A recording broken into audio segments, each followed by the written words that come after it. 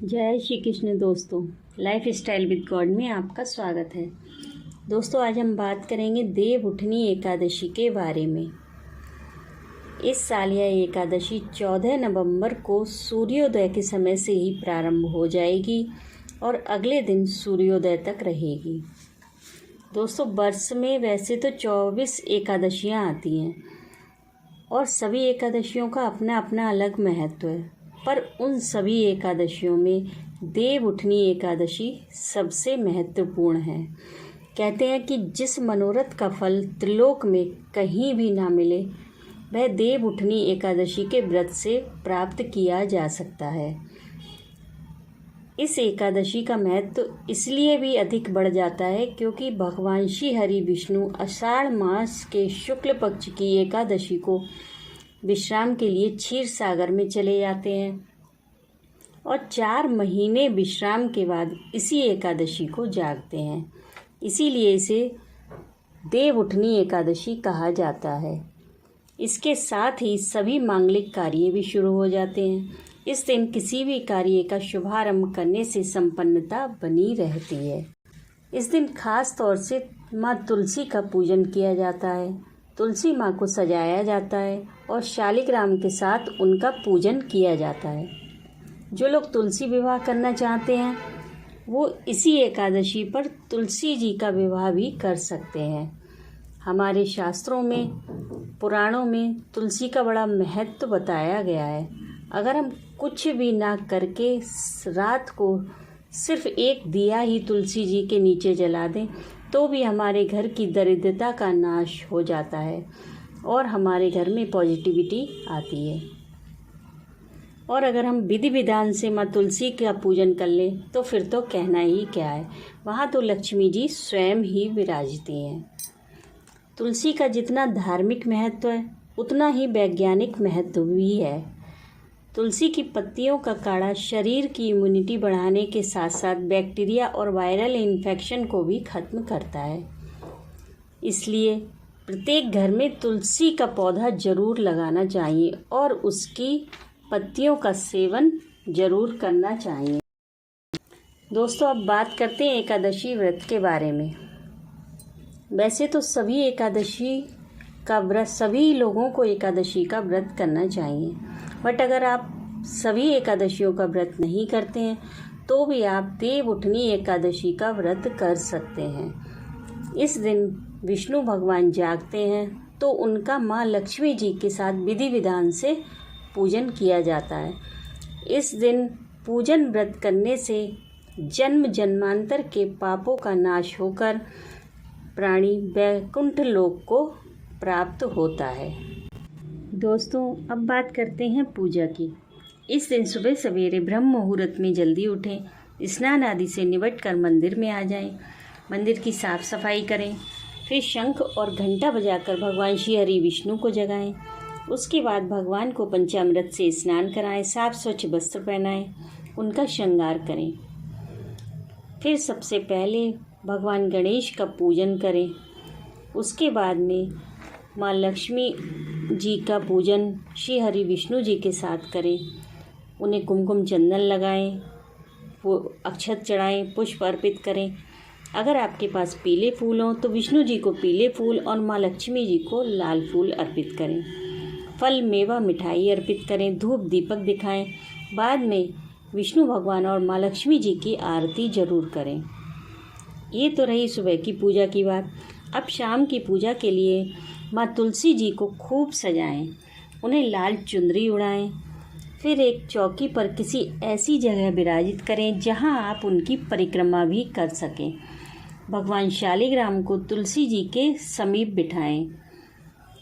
फिर सबसे पहले गणेश भगवान को विराजित करके उनका पूजन कर लें।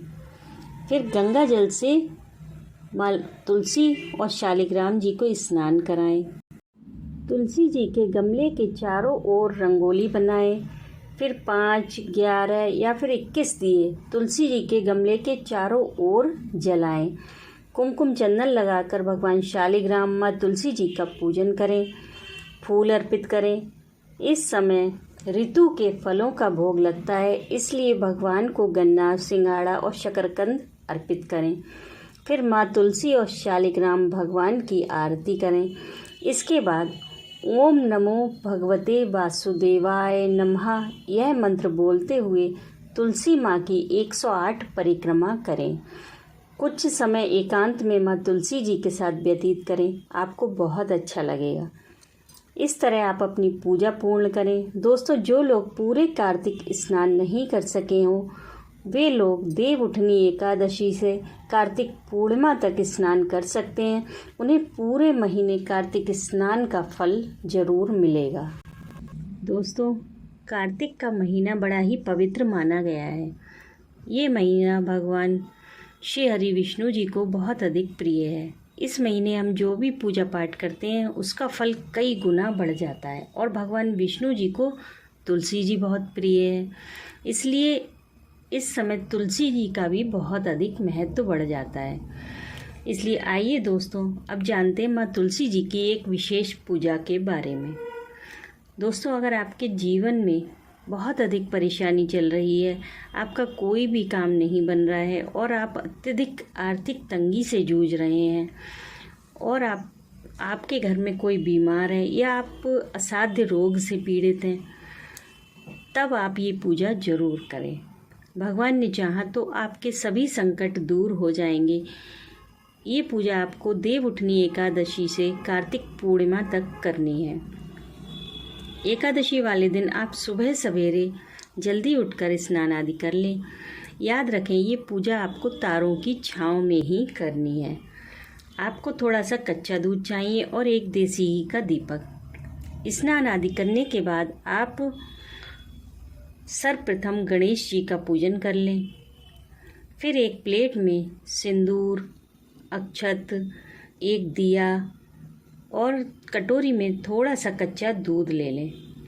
दूध में चुटकी भर हल्दी मिला लें। अब इतनी सुबह सुबह आपको दूध तो नहीं मिल पाएगा, इसलिए आप दूध पहले से ही लेकर रख लें, एक दिन पहले से। अब माँ तुलसी जी के पास जाकर इसी दूध से माँ तुलसी जी को सींचें। मतलब उनके जड़ में, तुलसी जी की जड़ में वही कच्चा दूध हल्दी मिला हुआ चढ़ाएं आप, और उन पर सिंदूर चढ़ाएं, अक्षत चढ़ाएं, धूप दीपक दिखाएं। फिर उनके नीचे एक दीपक जलाएं। याद रखें, ये सारी पूजा आपको तारों की छाँव में ही करनी है। कहने का मतलब ये कि जब आप पूजा कर रहे हो तो तारे खिले होने चाहिए। अब दोस्तों, यहाँ पर एक बात याद रखें, जब आप तुलसी जी में वो कच्चा दूध चढ़ा रहे हो तब आपको एक मंत्र बोलना है।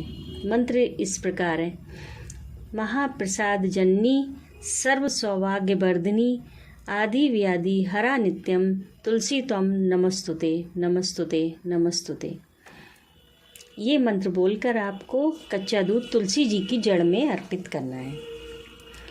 फिर भगवान विष्णु और माता लक्ष्मी जी की पूजा करें।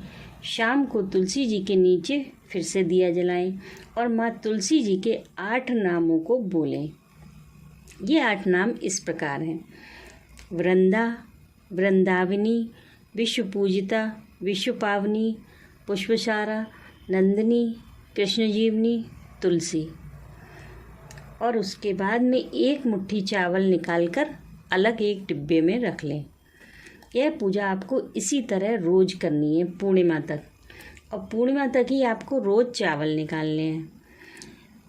अब पूर्णिमा वाले दिन आप सुबह सवेरे उठकर, अगर आप गंगा जी में स्नान कर सकते हैं तो बहुत अच्छा है। अगर गंगा जी नहीं जा सकते तो अपने पानी में गंगा जल डालकर स्नान करें।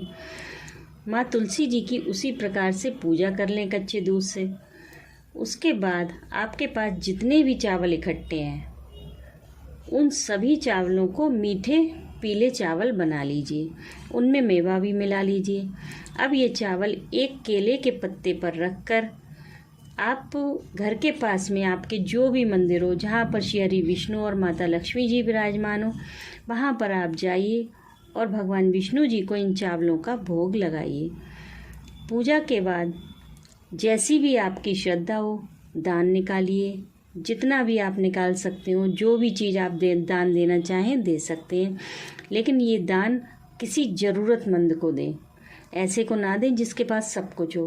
किसी को जिस चीज़ की भी ज़रूरत हो बस उसे ही ये दान दें। और ये जो चावल आपने पीले चावल बनाए हैं, जो भोग आप मंदिर से वापस लेके आए, वो उन्हीं चावलों में मिला दें और ये चावल आप प्रसाद स्वरूप पूरे परिवार में बांट दें। इस प्रकार आप अपनी पूजा पूर्ण करें और फिर भगवान ने आपको जो कुछ भी दिया है उसके लिए उन्हें धन्यवाद करें। धीरे धीरे आप महसूस करेंगे कि आपके जीवन के कष्ट दूर हो रहे हैं, आपके अंदर पॉजिटिविटी आ रही है। और हाँ दोस्तों, उस दिन एकादशी वाले दिन संडे है, तो उस दिन माँ तुलसी जी में जल नहीं चढ़ाया जाता है। तो उसके लिए आपको क्या करना है, कच्चा दूध आपको तुलसी जी के पास जाकर एक कटोरी में चढ़ाना है। भाव बस यह रखना है कि आप तुलसी जी में चढ़ा रहे हैं। तो आपको कटोरी में वो दूध चढ़ा लेना है और उसे लाके फ्रिज में रख लेना है। दूसरे दिन आप वो दूध तुलसी जी में चढ़ा सकते हैं। दीपक आप आराम से जलाइए और तुलसी जी की पत्तियां नहीं तोड़ते, वो आप एक दिन पहले तोड़ के रख लीजिए। तो दोस्तों, आई होप ये वीडियो आपको पसंद आया होगा। अगर आपका कोई भी डाउट हो तो प्लीज़ कमेंट कीजिएगा। मैं मिलती हूँ आपसे नेक्स्ट वीडियो में। तब तक के लिए राधे राधे।